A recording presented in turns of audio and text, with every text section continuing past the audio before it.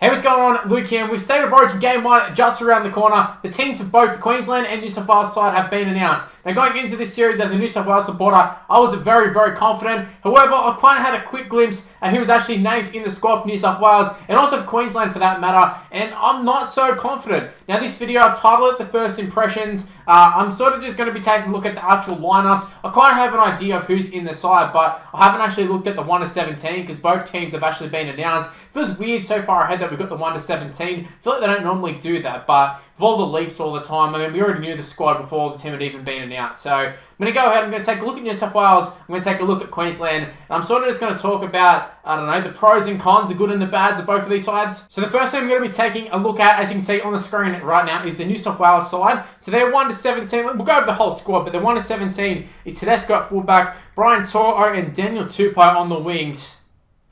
We have Jack White and Tony Staggs in the centres.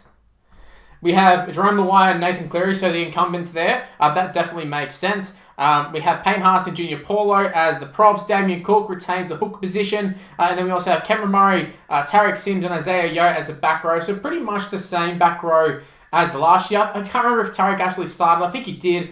Pretty much the same back row. Then on the bench, we have Stephen Crichton, which, I don't know, I just don't get that. We've got Liam Martin, Regan Campbell-Gillard, and Ryan Madison, with Nico Hines as the 18th man. Then the extended bench is Frizzell, Jacob Saifiti, Daniel Saifiti, for one, if you're wondering, is the one who has been playing. But Jacob Saifiti is now in the New South Wales squad. Baffled. Especially like all the Newcastle players. Then another baffling one, which is Swali on there as well. So you have both of the Roosters wingers in the squad, and they're talking about form, and the Roosters have been super underwhelming this year, but yet they picked both of their wingers. I understand Swali though, because he is like a developmental player. And then you got Abby Coruscant, who actually has been pretty good this year again. For the Panthers, played there last year, I think off the bench, I'm pretty sure, but he did get a go last year. A little bit interested in terms of he actually got in trouble when he played for New South Wales, so I thought they might have went against him, but that is the squad for New South Wales. Now, is it a terrible squad? Is it one of the worst ones? A couple years ago, I was talking about Queensland's worst team ever. Is it sort of up to that sort of standard? Definitely not. Like, it's still a very solid squad, but obviously there's some big exclusions. We'll talk about the first one. Josh Addo. Carr was going to be wearing a Let's Trot shirt, but can't do that because he's not in the squad. I honestly can't believe, not only did they drop him from the starting side, but he's not even in the extended bench. Like, I guess Swali, I wouldn't say Swali has been picked over him. They always seem to go with like a youngster just to get in amongst the squad, but the fact that just Josh Addo isn't even in the squad, it just seems ridiculous to me. He would have been one of the lock-ins at the start of the season for me. I know there was a little bit of talk of, he's left the Storm, he's gone to the Bulldogs, watch him lose his origin spot, and I thought, absolutely no chance. He has played way too good for way too long for the New South Wales side. He's gave it his all. The fact that he's not even in the squad, it kind of disgusts me. All this talk about loyalty, and some players he's definitely showing loyalty to. So, like, on one hand, they're talking about form and we need to counteract what Queensland's offering.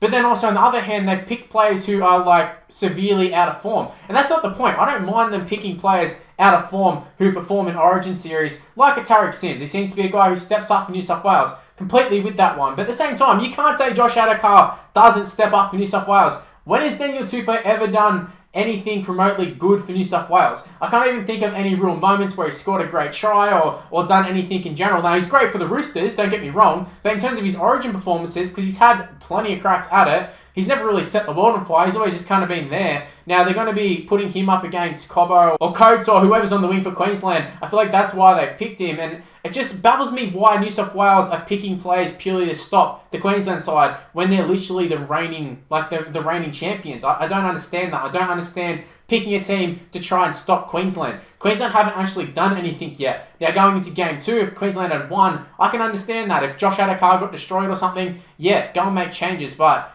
dropping him, like, come on, man. Same with Jake Trbojevic. Jake Trbojevic is another one.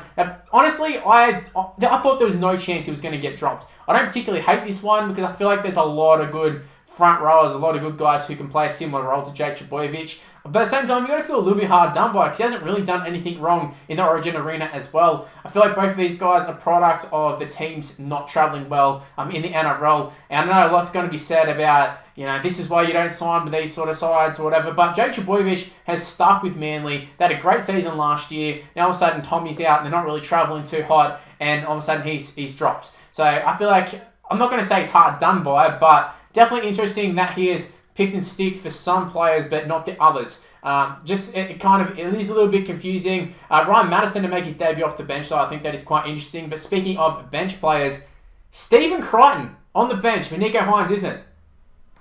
Explain that one to me. I understand, like Jack Whiten, I said this weeks ago. I said when there's options for the centre positions, everyone was saying it's going to be Tony Staggs, it's going to be Talakai. I said, watch Jack Whiten get picked. They always seem to pick someone who's in amongst the squad. And a lot of the guys in the comments were like, nah, Jack Whiten won't get picked. No way. Look what's happened. He's not only in the squad, but he's actually going to be the starting centre. Look at what happened last time he was a starting centre. We lost the freaking series. Look at the last time we were without Tom Trbojevic and Latrell Mitchell. We lost the series. Now, Tony Staggs, I totally understand that one. But I feel like you just got to go Staggs and Crichton. You just got to bite the bullet. Both play centre every week. Jack Whiten, I can't remember the last time he's played centre. Probably when he played for New South Wales and we got shredded. I don't understand this fascination with trying to shove a guy like Jack Whiten into the centres. I get picking him, chuck him on the bench. I'd prefer Nicho Hynes, and also even if you're gonna have Stephen Crichton on the bench, why not just have Nicho Hynes there? He can cover all the backline positions. It doesn't even make sense to carry a centre on the bench. I know he is quite versatile. He can play fullback, play wing, play centre, but Nicho Hynes has been in incredible form. Stephen Crichton, for me, you just got to play him in the centre. You just got to bite the bullet. Chuck him there with Brian Toto. I don't get a lot of these selections in the squad, and I feel like a lot of people don't really understand it. Like I said, it's not an absolutely terrible squad, but they have set out to pick a team that is purely there to just stop Queensland's strengths rather than actually go to their own strengths. So, I don't know, in the past couple of seasons, I should say years, but in the past couple of years, I feel like we've got very, very fortunate that we've had guys like Latrell Mitchell and Tom Trbojevic in the squad to really pick up the pieces. Last year, we did play really good, but who were the ones who stood up? Latrell Mitchell, Tom Trbojevic. And are they there this year? No, they're not. And we're trying to, rather than just go with it and try and pick someone to replace them, we're going, oh shit, we don't have them. Let's try and stop Queensland with these guys. And I hate when teams do that. It's never worked in the past. It might work this time. There's a funny predicament because if New South Wales come out and win, which could possibly happen, I'm going to the game, I hope it does happen. But if they come out, everyone goes, oh, well, look, Freddie, he made great decisions. Look at him, don't doubt him. But at the same time, I personally don't think he's picked the best team. I feel like he's made quite a few sort of weird decisions, one that don't have any logic behind them. And even the ones that do have some logic. Say Daniel Tupou. Yes, I can understand his aerial threat. But he's come out and he's said it's not that. He's just said, oh, well, they're just playing pretty good. Roosters have not been playing good. They really haven't. I don't know. I don't understand Brad Fittler's thought process. I feel like he's a guy who can get them motivated, but you go around, you talk about how Josh Addo is so good for the squad, and then you don't actually put him in the squad. So, I don't know. That's my thoughts on New South Wales. I'm not exactly confident after seeing that one. Let's go ahead and take a look at the Queensland one. So now moving on to the Queensland lineup, I just want to mention that these graphics were made by a bloke in a bar. Great beer, just want to point that out. But the Queensland squad is Kalen Ponga at fullback, on the wing, Selwyn Cobbo and Xavier Coates. In the centres, Valentine Holmes, Dane Gagai. Halves are Cameron Munster, Cherry Evans. Got your props, Big Tino and Josh Papali'i. Ben Hunt is the hooker. Love that move for Queensland. Not so much for New South Wales supporter, me, but it's a great move. He's a great hooker. In the back row is Kurt Capewell, Felice Scafusi and Ruben Cotter making his debut in the lock position. Kind of a lot of talk about Ruben Cotter. He's been fantastic for the Cowboys. I wasn't sure if he was actually going to get the start. I thought he deserved it, but being deserving and actually getting picked are two different things in terms of origin. So I'm glad that he got a chance there. Harry Grant off the bench. That is a surprising one because I thought that possibly it might have been the opposite way around. Ben Hunt comes off the bench and Harry Grant starts, especially because Ben Hunt's a little bit more versatile. But then you've got Lindsay Collins, Patrick Carrigan, and Jeremiah Nanai. Interesting. Blooding some rookies. Really blooding some rookies. Nanai, literally an unknown before this season, has come into the side. He's actually been really good for the Cowboys. Seems to score a try every week. If you're looking for multis, chuck him in there.